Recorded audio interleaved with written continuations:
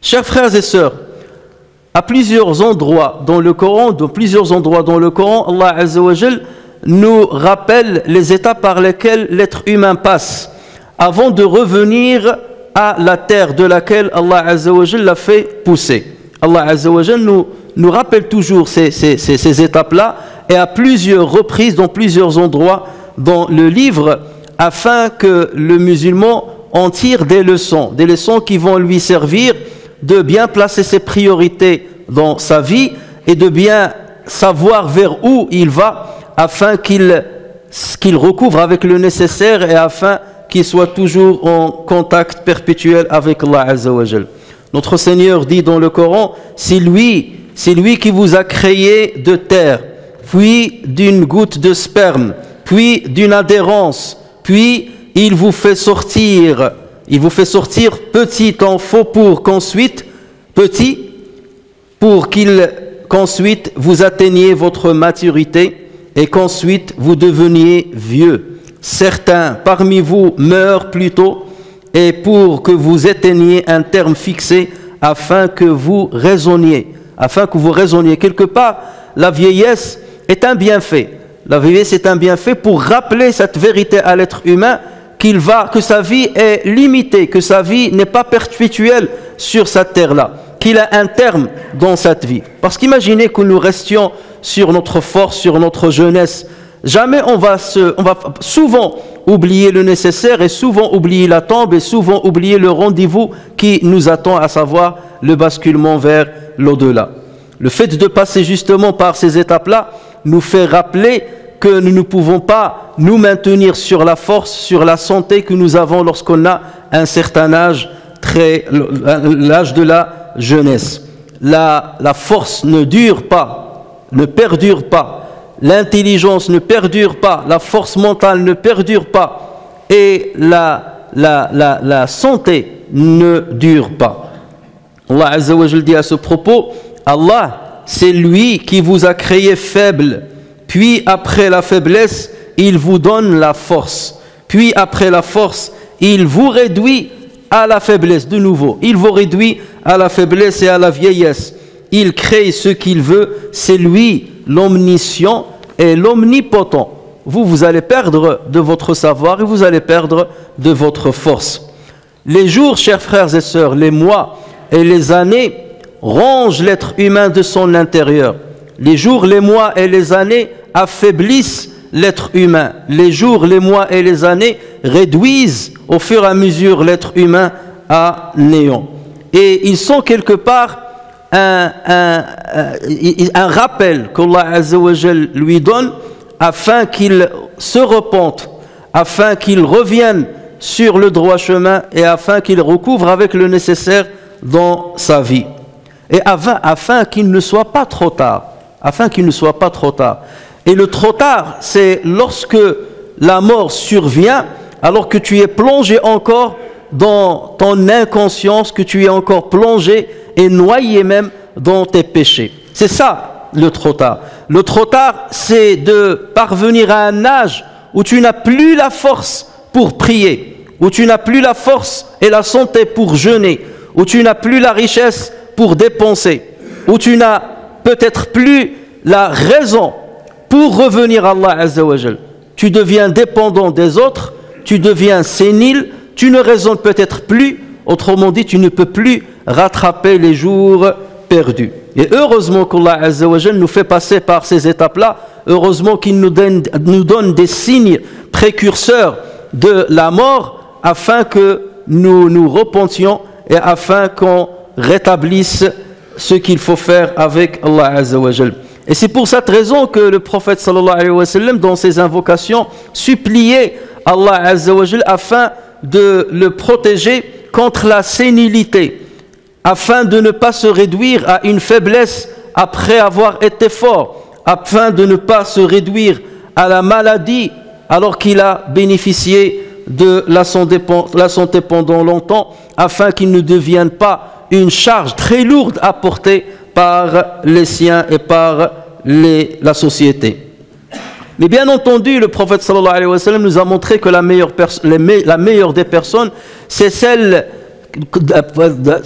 dont l'âge avance, celle dont l'âge devient très avancé, mais elle accomplit les bonnes œuvres. Elle accomplit les bonnes œuvres. Et la pire des personnes, bien entendu, par déduction, c'est celle qui arrive à une certaine vieillesse, alors qu'elle est encore égarée, alors qu'il ne veut pas retrouver la repentance à laquelle Allah Azza wa Jal l'appelle si souvent. Chers frères et sœurs, si Allah Azza wa Jal te donne un âge assez avancé, il te donne un bon capital de vie pour que tu vives assez longtemps, alors que tu bénéficies encore et tu jouis encore de ta raison et tu jouis d'un peu de santé, profites-en pour faire le maximum afin d'avancer vers Allah Azza wa Jal comme il le faut, pour te débarrasser de la charge des péchés, de la charge de l'inconscience, parce que tu n'as plus d'excuses devant Allah Azza wa Jal. Le prophète sallallahu alayhi wa sallam nous dit dans un hadith rapporté par Muslim, Allah Azza wa Jal n'a laissé aucune excuse à une personne qui l'a fait vivre jusqu'à atteindre 60 ans. Il n'a laissé aucune excuse à une personne qui l'a laissé vivre jusqu'à atteindre 60 ans. À partir de 60 ans, ça y est, tu es un vieillard. Et qui dit un vieillard, normalement c'est la sagesse qui doit l'emporter sur la frivolité. C'est la raison qui doit l'emporter sur la précipitation. Donc tu n'as aucune excuse pour te repentir. Tu n'as aucune excuse pour accomplir bien comme il le faut tes bonnes actions. Tu n'as pas profité de ta force, tu n'as pas profité de ta jeunesse. Ben maintenant, il est temps de le faire avant qu'il ne soit trop tard. Il ne te reste plus rien avant de basculer vers l'au-delà. Donc profite maintenant de cette partie qui te reste dans cette vie-là, afin de trouver Allah Azza wa Jal alors qu'il agrée ce que tu as fait et ce que tu es devenu. Et autant l'islam est exigeant vis-à-vis des vieillards, il est exigeant parce qu'il leur dit, vous n'avez pas d'excuse. Le prophète sallallahu alayhi wa sallam dit, parmi les pires des personnes, c'est un vieillard et que commet l'adultère. Allah Azza wa Jal, il dit, ça c'est la pire chose qui existe. Il est vieux, normalement dire qu'il est vieux, c'est que il va assainir son comportement et assainir sa moralité et sa vertu. Et il continue de commettre l'adultère. Ou qu'il continue de commettre d'autres exactions. Ou qu'il continue dans son égarement. Celui-là, bien entendu, c'est la pire personne qui puisse rencontrer Allah Azza wa Jal le jour du jugement. Mais autant que j'ai dit, Allah Azza wa Jal est exigeant vis-à-vis des vieux, autant il est exigeant vis-à-vis de ceux qui les entourent, afin qu'ils soient bienfaisants envers eux, afin de les aider dans ce qui leur reste dans cette vie, afin de basculer de la meilleure des façons. Anas ibn Malik nous rapporte qu'un homme, un vieillard, est venu voir le prophète sallallahu alayhi wa sallam, alors que le prophète sallallahu alayhi wa sallam était en compagnie de ses compagnons. Et il voulait se frayer un chemin vers le prophète sallallahu alayhi wa sallam, et les gens ont tardé de le laisser passer, de lui faire frayer un chemin. Ils ont tardé de le faire. Et donc il fallait qu'il pousse le premier, le deuxième, le troisième, afin de parvenir au prophète sallallahu alayhi wa sallam. Et le prophète sallallahu alayhi wa sallam a remarqué cela. Et donc il a vu que les musulmans ont failli à leur devoir vis-à-vis de cet ancien. Et c'est là où le prophète sallallahu alayhi wa sallam a dit cette belle parole qui est très célèbre: ne fait pas partie de nous, ne fait pas partie de notre communauté celui qui ne fait pas de miséricorde envers nos jeunes et qui ne respecte pas nos personnes âgées. Ne fait pas partie de notre communauté celui qui ne respecte pas les personnes âgées. Et il a dit à quelle occasion cette parole? Il a dit à l'occasion où des compagnons n'ont pas voulu frayer un chemin à un vieillard.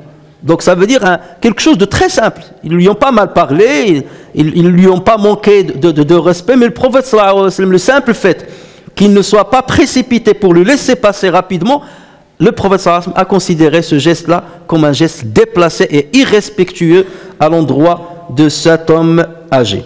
Chers frères et sœurs, l'islam a toujours demandé à la société musulmane de soutenir les plus faibles, de soutenir les enfants, de soutenir les femmes, parce qu'ils ont une certaine faiblesse dans la société, parfois, et de soutenir les personnes âgées, de soutenir les esclaves. C'est pour établir un certain équilibre, pour que les uns puissent aider les autres et pour qu'il n'y ait pas de discrimination à l'endroit de ces différentes catégories. Et donc les personnes âgées sont à la tête justement de ces catégories que nous devons soutenir et envers qui il faut exprimer de la bienfaisance et se comporter avec bienfaisance. Et surtout lorsque ces personnes-là ont un lien de sang avec nous, sont très proches de nous.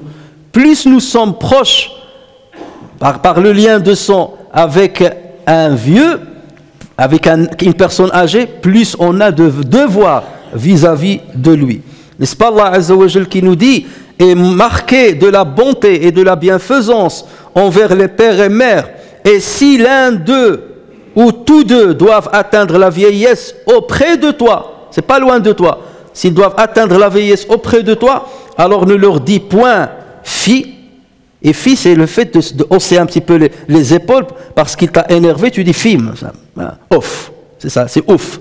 Ça, c'est même ce geste-là, qui n'est pas visible, qui ne va pas être visible par tes parents, tu n'as pas le droit de le faire. Même en leur absence, tu n'as pas le droit de le dire. Ne leur dis point fille et ne les brusque pas, mais adresse-leur des paroles respectueuses.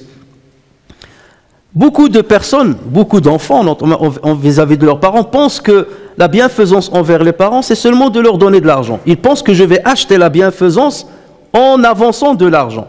Et nous avons vu dernièrement le scandale de ce qu'un écrivain a appelé les fossoyeurs de la République. Nous avons vu le scandale des personnes âgées dans les EHPAD où les enfants vont poser leurs parents là-bas, où ils dépensent des sommes et des sommes d'argent, où les personnes âgées sont devenues et sont considérées comme une marchandise lucrative. Une vraie marchandise lucrative. Nous avons vu ce scandale-là. Et ceci, justement, reflète la situation gravissime dans laquelle vit notre société. Et heureusement que les bonnes voix se sont levées, et tout le monde s'est levé justement pour crier au scandale et pour essayer de rétablir les choses et essayer d'assainir la situation. Ça veut dire que c'est depuis plusieurs années que tout le monde fermait l'œil sur cette situation.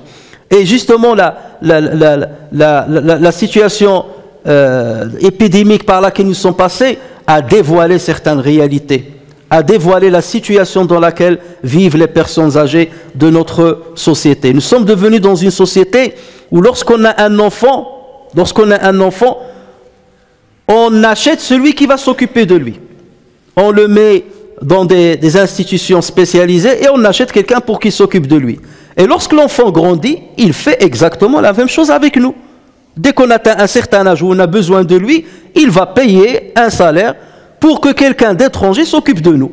De la même manière par laquelle tu t'es comporté vis-à-vis de tes enfants, ils vont se comporter vis-à-vis de toi et ça devient quelque chose de normal, quelque chose d'acceptable.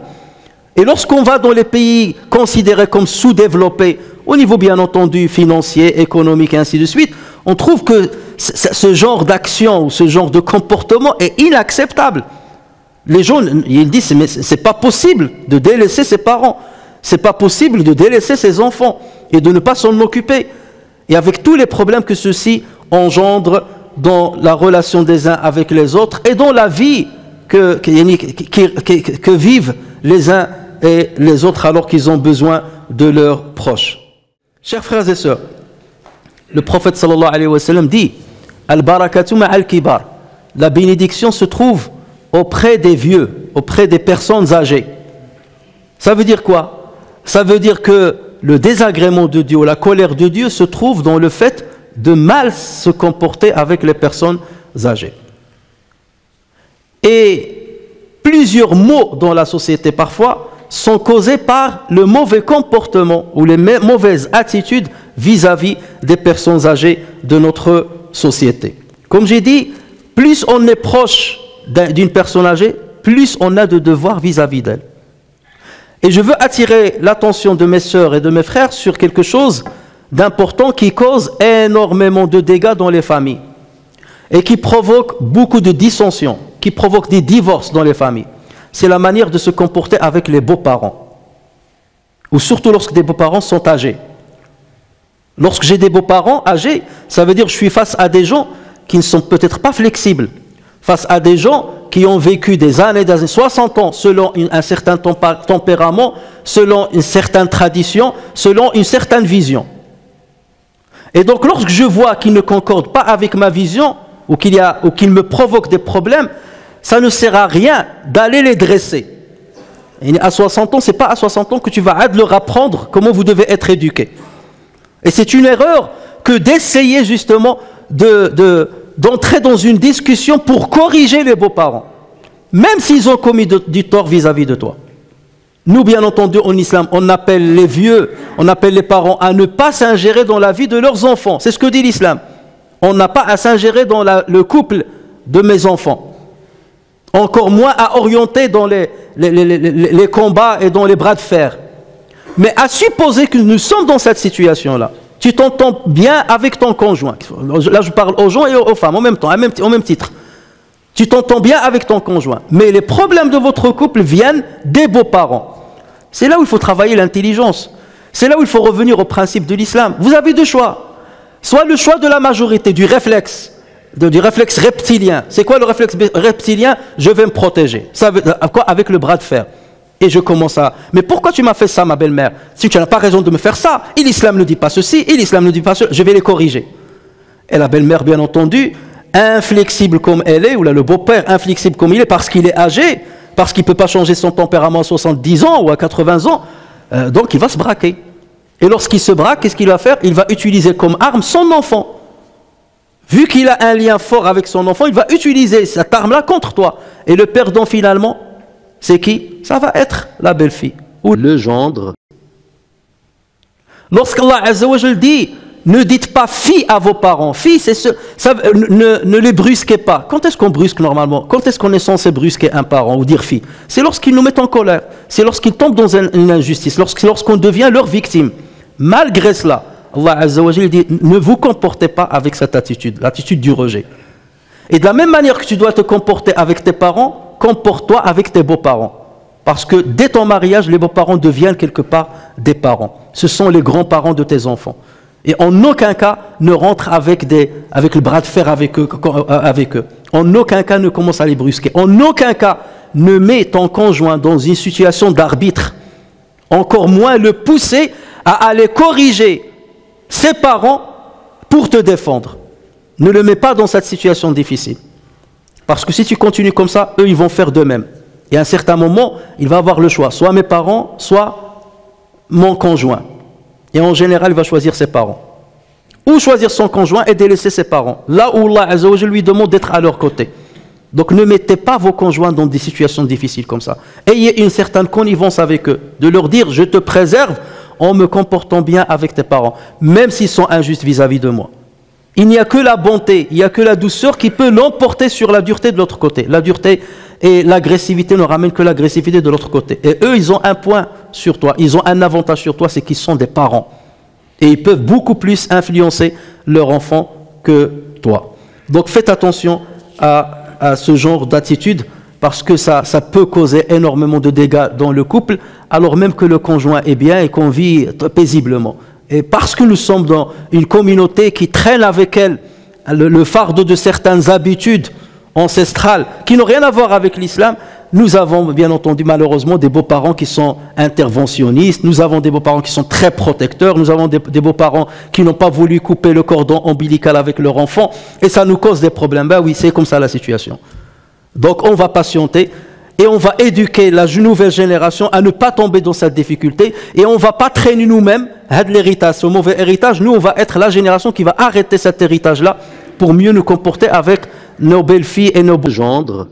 Et afin de mettre fin à cette tradition qui cause énormément de tort dans nos sociétés. Chers frères et sœurs, les valeurs de l'islam sont des bonnes valeurs. L'islam appelle à la solidarité sociale, à la solidarité entre les uns et les autres, puisque nous sommes tous frères et sœurs. L'islam enjoint les uns et les autres à s'entraider pour tout ce qui est bon, et à s'entraider pour éloigner et s'écarter et écarter tout ce qui est mauvais. La personne âgée, chers frères et sœurs, est une personne qui a besoin, dans ce qui lui reste de temps sur sa terre, il lui reste peu de temps dans sa terre, et il va basculer vers l'au-delà. Il a besoin de bien vivre. Il faut le comprendre. Quelqu'un arrive à un certain âge, il te dit, ben voilà, j'ai passé toutes les difficultés derrière moi, 60 ans derrière moi, les difficultés, les défis, les soucis. Ben maintenant, j'ai envie de me tranquilliser. J'ai envie de partir en paix. Voilà ce dont a besoin chaque personne âgée. J'ai besoin que les autres m'aident pour écarter de ma personne tous les maux de la société. J'ai besoin que les autres m'aident pour une bonne repentance. J'ai besoin que les autres m'aident pour me décharger de tous les soucis, afin que je puisse me consacrer à ce qui va m'aider dans l'au-delà, afin que je puisse prendre quelques réserves dans le peu de temps qui me reste avant de rencontrer Allah Azza wa Jal. Et voilà pourquoi nous devons l'aider dans cette entreprise, et non pas l'accabler, non pas lui rajouter des problèmes sur ses problèmes, non pas le pousser à quitter cette vie en ayant marre de cette vie, en ayant marre de ceux qu'il a fréquentés. Donc ayez pitié envers vos parents, ayez pitié envers vos parents, ayez pitié envers les personnes âgées, quels qu'ils soient, et aidez-les, soyez à leur côté. Et à chaque fois que tu vois quelqu'un qui est âgé, dis-toi, je suis cet homme-là, parce que je vais devenir ce qu'il est aujourd'hui. Le jeune d'aujourd'hui, c'est la personne âgée de demain, si Allah Azza wa Jal lui donne du temps.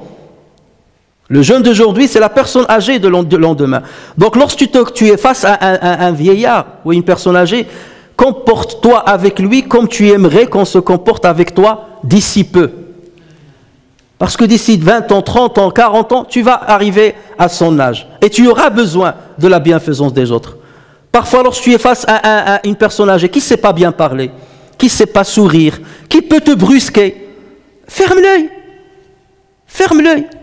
Patiente. Ce n'est pas la fin du monde. Surtout lorsque ça vient d'une personne âgée. Ça rentre par là, ça sort par là. Il t'a brusqué, ça rentre par là, ça sort par là.